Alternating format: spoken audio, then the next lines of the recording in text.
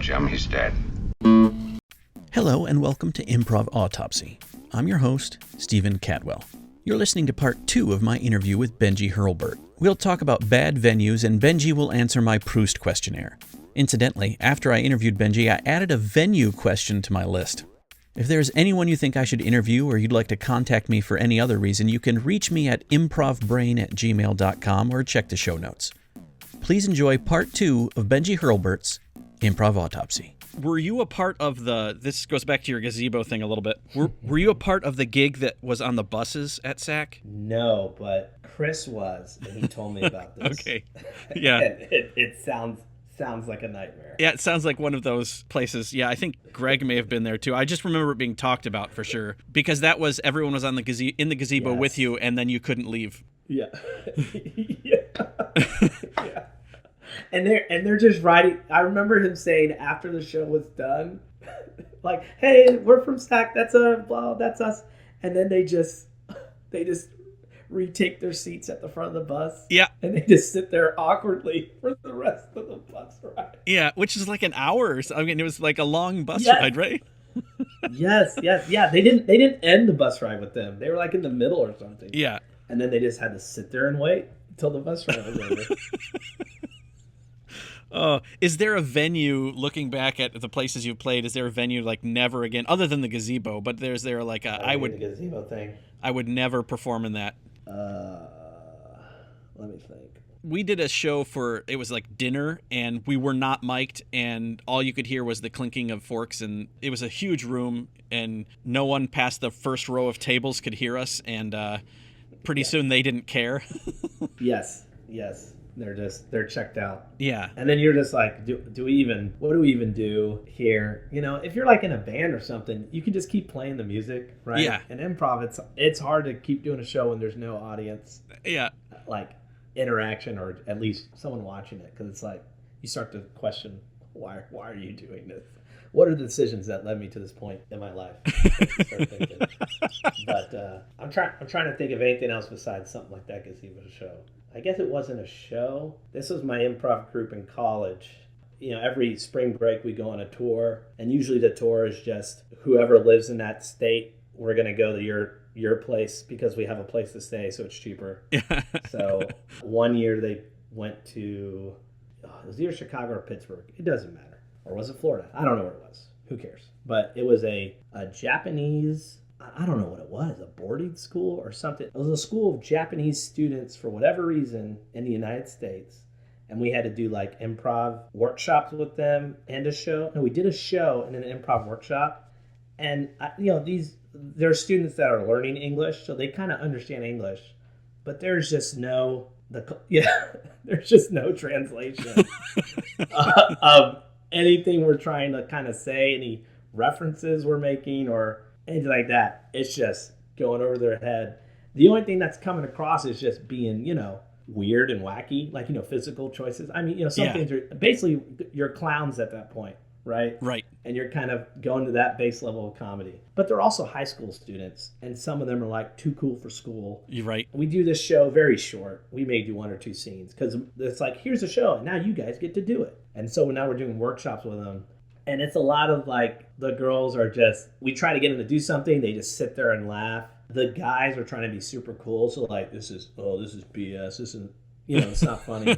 So we're trying to do like zip, zap, zop. And they just like, you pass it to them. They just stare at you. and like, okay, all right. And we're college students, right? We're not even, we're like in our early 20s. So we're not that far removed in age from these guys. Probably just like 5 years, right? And trying to get them into improv with the language barrier and everything. I just, the only reason we did it is we got paid for it, and I don't think I would do that again without a monetary incentive of some sort. Yeah. At some point we just gotta get through this so we get paid. Yep. I'm just here to get paid, man. Let's just get through it. I'm sure whatever that school was, they're like, oh, why don't we change it up a little? Yeah. The students will like this. And we're like, fine, we'll take your money. Someone had just seen Who's Line and was like, oh, we need to introduce the students to this. Yeah, the way I was going to phrase that was, is there a venue that you would never, like, even if someone offered you $100, you'd be like, no, I'm not going to play there. But my thought was, well, no, if I was offered $100 at least, oh yeah, I'd probably be like, I can suffer through. Yeah. Oh, there's a price for it, for anything. Yeah. You give me enough money, because again, in my mind, it's just improv. So even if it's a failure, at the base level, people might feel they were ripped off or whatever, but at the base level, you could be like, hey, we're just making this up. What did you expect, right? Yeah. It's just made up. Sometimes it works, sometimes it doesn't. And even like bad improv, I've noticed that, and I just go back to when I was first watching improv, how impressive it seems, right? And I think once you do it for so long, you do a show that's like, not good. You don't feel good about it. But some of these games, the fact that you like made up a song, Yeah. that just blows some people's minds. Absolutely. And they are so impressed by it. And even if the show wasn't that funny, they'll still be like, that was a great show. Yeah. We can't wait to come again. And in your mind, you're like, what? Why? That was awful. But the ability to make up, first of all, the ability just to get up and talk in front of people is a skill that a lot of people don't have. Yeah. And the idea of getting up there without a script and not knowing what's coming next, to them, it's like, you're on the trapeze without a net is what they see. Right. They don't understand we have these games, and the format of the game kind of helps you out. You have these players, people supporting you. So you have the net in place, but they just can't see it, if that kind of makes sense. Yeah. And so to them, it's much more impressive than it actually is. And they didn't see the show last week where you felt like the song you made up was better than the one you just did. Yeah. Agreed. They haven't seen hundreds of shows to where what the pinnacle of improv is and you didn't quite meet it. Yeah. Which is good. All right, I want to transition to my Proust Questionnaire. Ooh. Answer as little or as much as you'd like, or if you want to pass, that's fine too. I mean, how am I going to make you answer? Yeah. So this is just intended to be sort of like a Inside the Actor Studio, but more geared for improv, and I've been modifying them a little bit, and we'll continue to do so. But let's start with the first one. Mm-hmm. Benji, how do you get into the proper headspace to play? I usually just show up. And then I just start talking to the people that I'm in the show with and just start joking around with them. And that's it. Yeah. So you're not a warm-up guy. No. Yeah. I love warm-ups. Again, I'm a very go-with-the-flow guy. If the energy in the room is like, hey guys, let's warm up, let's get ready, I am down 100%. If it's a bunch of people that are like, it's a Friday, everyone just got off work, they just want to chill and just kind of talk about their day, and they might be talking about serious things, not trying to joke, but obviously it's a room of improvisers, so you're just kind of joking off whatever's coming out of their, whatever the discussion is. That's fine. That's fine too. I'm down for whatever the vibe is. I just go in there and I try to meet it. What is your favorite get for? I am so bad at those. I don't know if I have a favorite. Can I think of one? It wouldn't be one that I've done. It would be one that someone else does. I can't think of anything. I just remember Jay Hopkins, not even a favorite get-core, but how he would always just point at someone. Yeah. You, sir, how are you? I'm doing fine. How are you? I'm doing fine, just thanks. I'm doing just fine, thanks. He would have this little matter-of-fact conversation, and it would always kind of jar people a little bit. Yeah. Like he was like singling someone out to talk to them, and then he would just ask for, what's something you got planned for in the next coming days. It's like he's talking to like his cousin or something. Yeah. It's like, okay, we'll do that. That was always my favorite because it could change the energy of what's going on in either a good or bad way, and it was always funny, the reaction of the audience. Yeah, I can't think of one of those where the person didn't respond either. Like you when Jay asks you, you respond. Oh, yes. You would be, if you don't respond, that's at your own peril. Yeah. I would be terrified to not respond in that moment. Dovetailing on that one, what is your least favorite suggestion? Oh, all the dildo. Yeah. Or tampon, gonorrhea, kind of all of them. Sometimes we take them because you hear them so much, you're like, you know what? Fine, we'll take it. And I can't remember one of those scenes that ended up great because I think and I don't think it's because it's a suggestion. I think it's because you're going into the scene with the energy of like, you know what? Screw you. We'll do it. Yeah. And here's your dumb shit that you wanted, and it ends up not being good because you have the energy of like, this is stupid. You're stupid. But yeah, any of those suggestions are just dumb. Yeah. And not intended to help either. Correct. They want the laugh. They're getting the laugh themselves. So why take that and try to do anything with it? It wasn't intended to help you. Right. Yes. That was better stated than what I said. Yes. That's because I'm pulling from Johnstone. That's not me. Oh, okay. You're just reading out of a book. Yeah, right yeah. Now. Gotcha. Describe your onstage persona. How is onstage Benji different than real life Benji? I would say on stage, I'm more willing to make quick decisions and not care about the consequences of them. Sure. Whereas in real life, I make a decision. First of all, if I'm presented with two options, I will think about it for an unnecessary amount of time. And after a decision is made, then I'll mull over it and be like, but was that right? And I might even go back and maybe actually let's change it now. I actually do this instead. And anytime I do that, it just gets worse. So that's probably the biggest difference. Because improv forces me to do that. And that's what I love about it.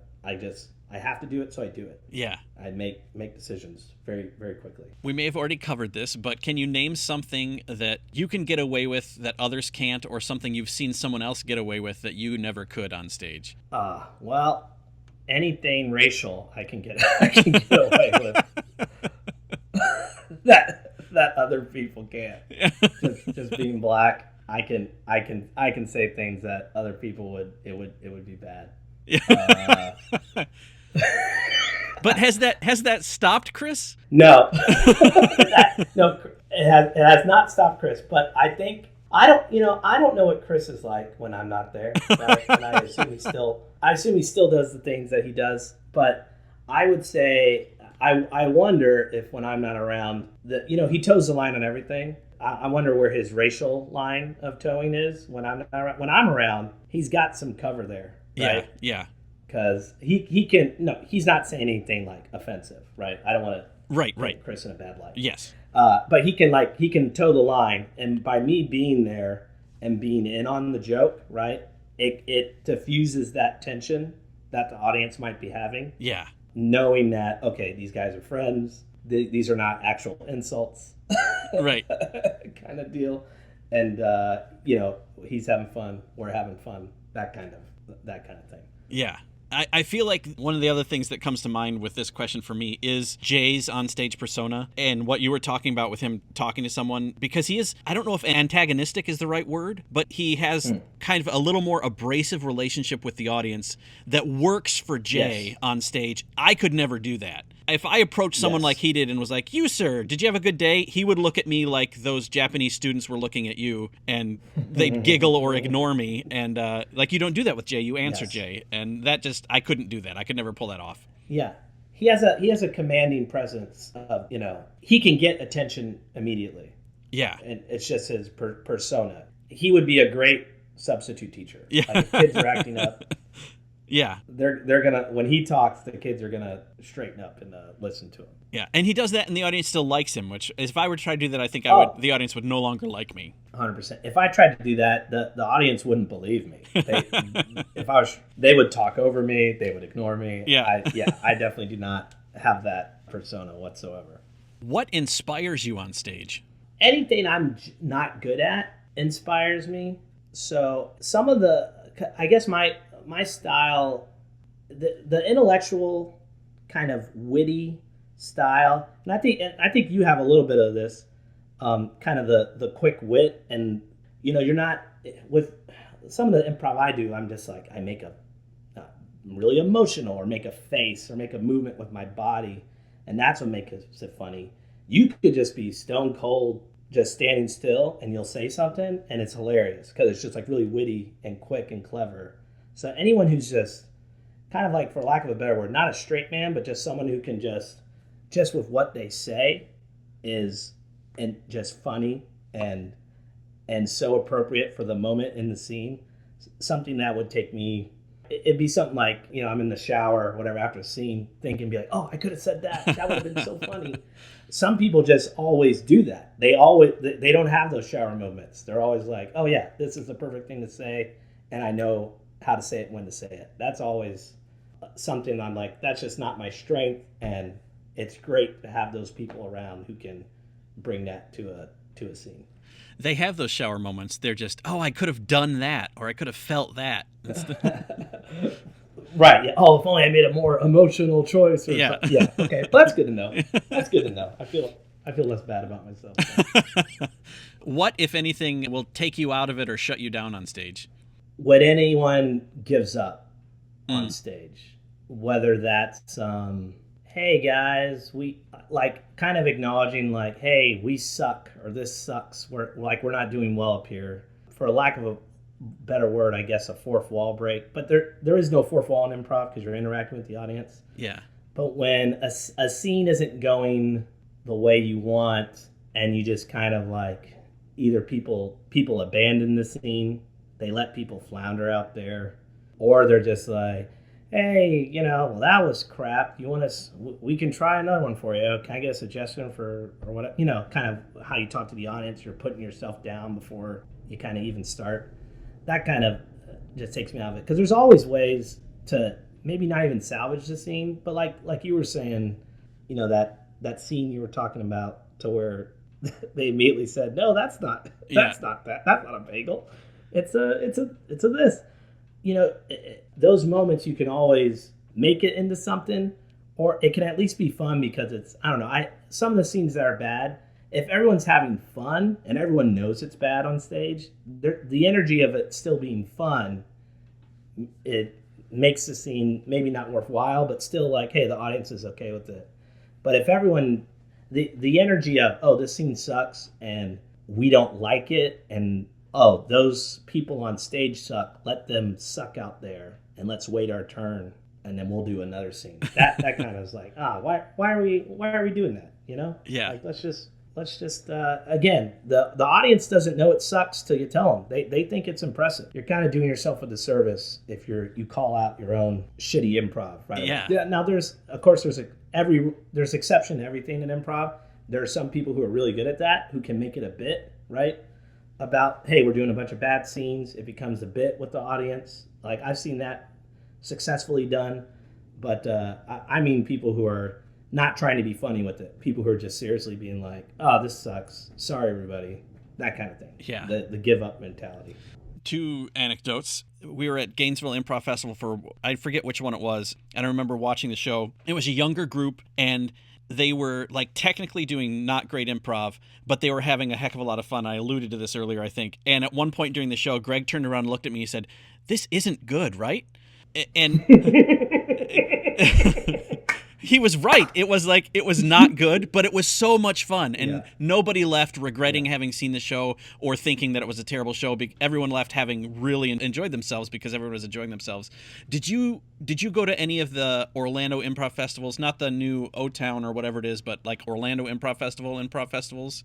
No, just the Fringe and the stuff that SAK did. Like, okay. SAK used to do like, improv-a-thons and things like that, but not any of the other festivals. There were 2 or 3 that were put on before, and then that kind of went dark for a while, and then someone else resurrected as O-Town Improv Festival, I think. But one of those, I forget the space, but there was a group that was not doing so well. And I remember some names, but I won't name them because I don't want to call anybody out. But this is what I remember from that scene. It was like 2 people, and they were doing a scene, and like it was kind of tanking as far as the audience was concerned.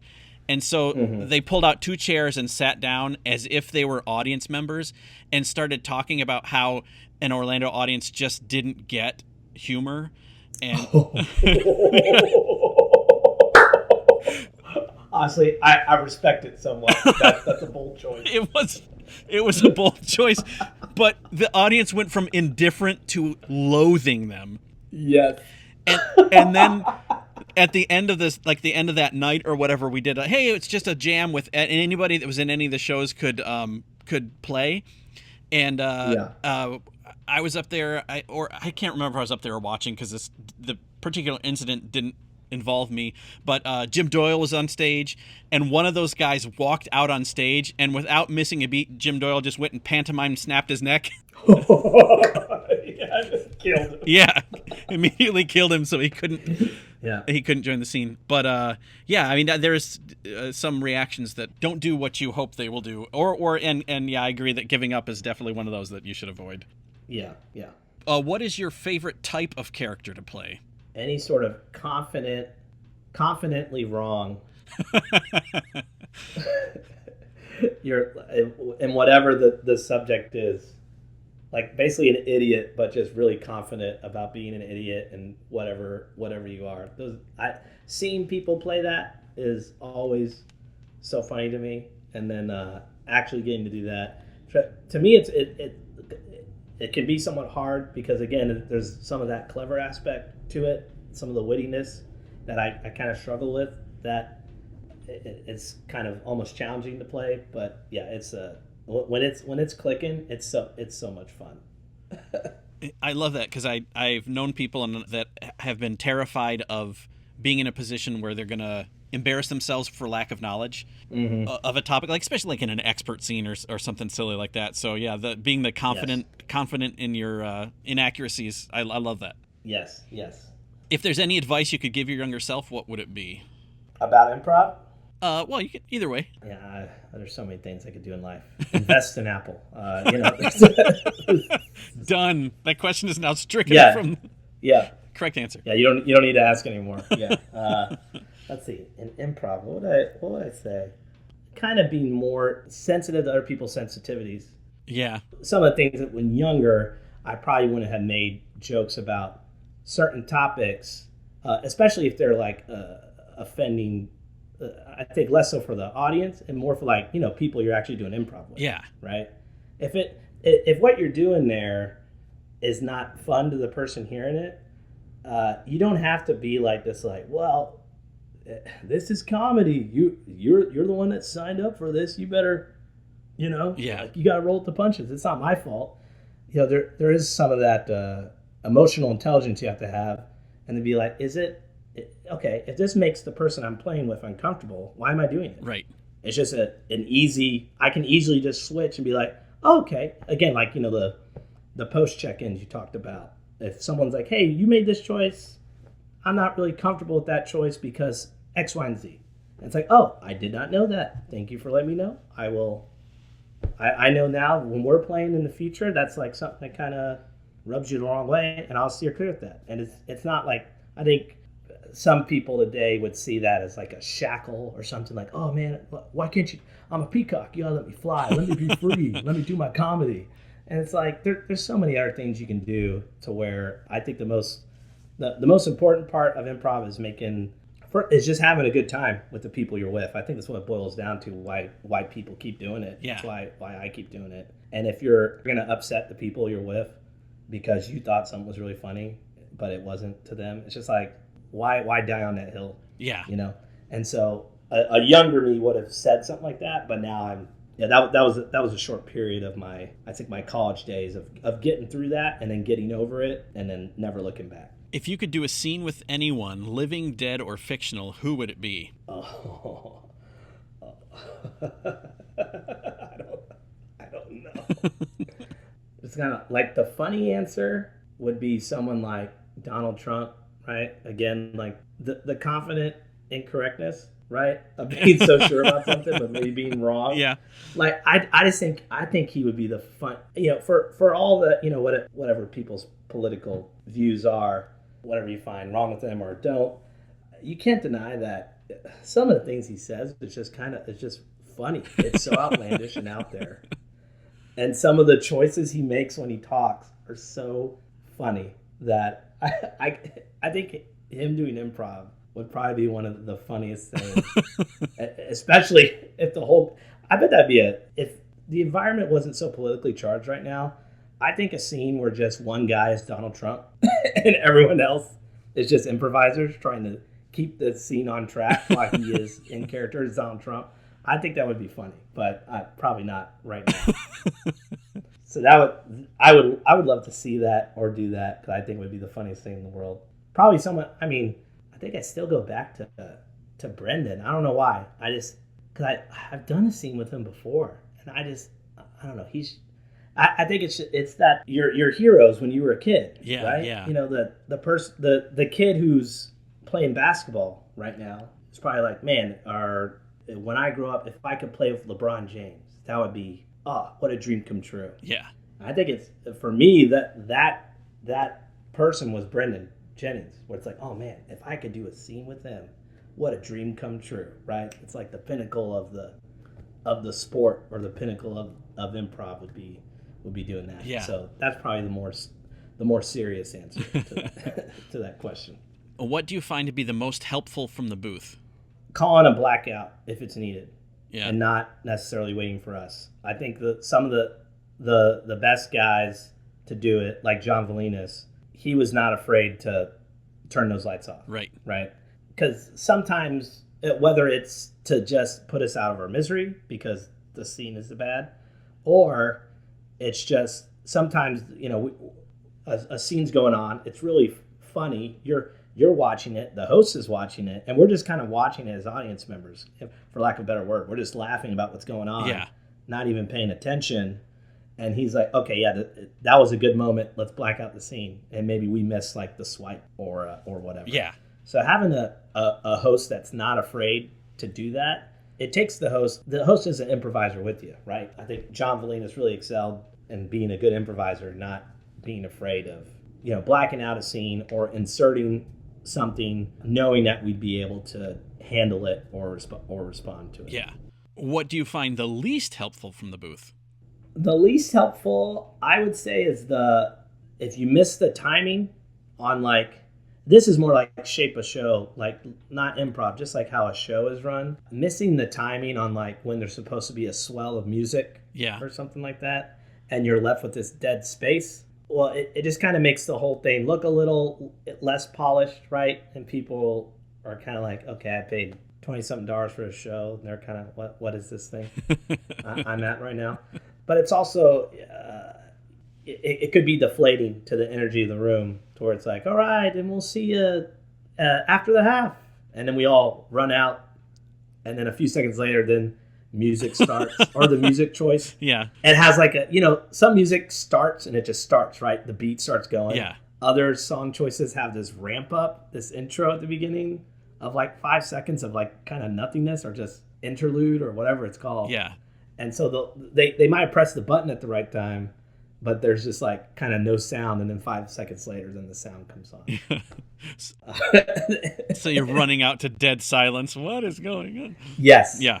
Yes, exactly. I love that you said that, because I think one of the reasons I have this in there is that was something I felt was really lacking in at least the Herald Nights and stuff up in Chicago. It's not really a show. There's no show elements or anything that gives it a value beyond people, coming out and, hey, we're stupid name here.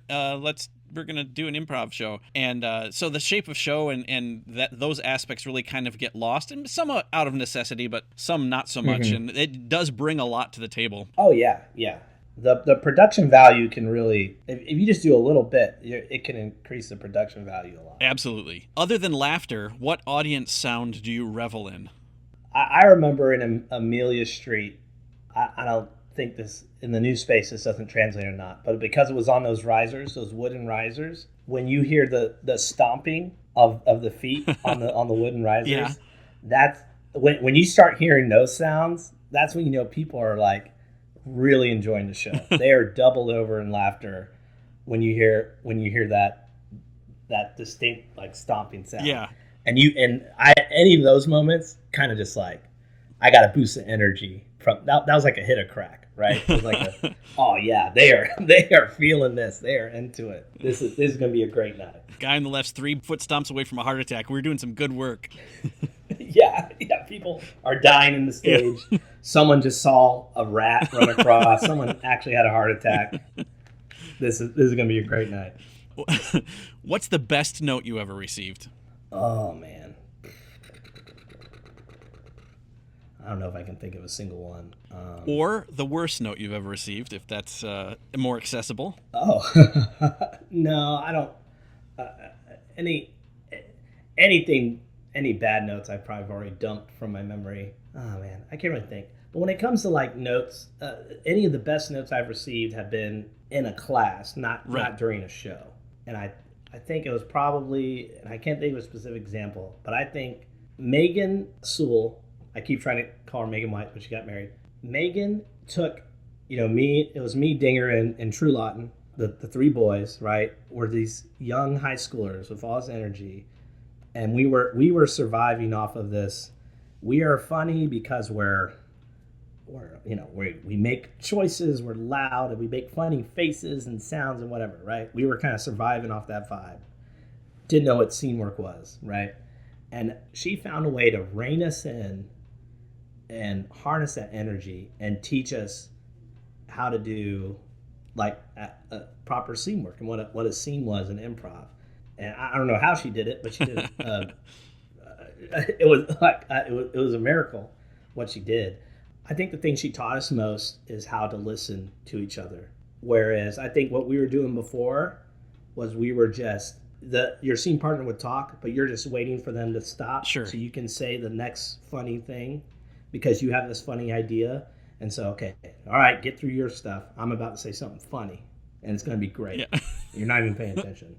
So I don't know what the specific note was or what exercise she did, but I remember her really teaching us, getting us to stop our frantic boy energy and get us to kind of be silent and listen to what the other person is saying and then react to what was just said, instead of having all this preconceived notion of what is funny and what we think is going to hit and worrying about being funny.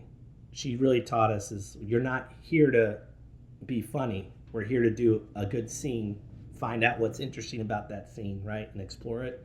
And the only way to do that is by listening to your scene partner. So I don't know exactly what was said or what she did, but the overall vibe, I think that was probably still the most influential class that I've had, was that first class that she gave us about scene work. Yeah. If there were an Academy Awards for everything improv, what would you be nominated for? I don't even know. What would I be nominated for? I don't really know, because I don't really know what specifically I'm like overly good at. Best supporting actor and the ability to harness Chris Dinger on stage.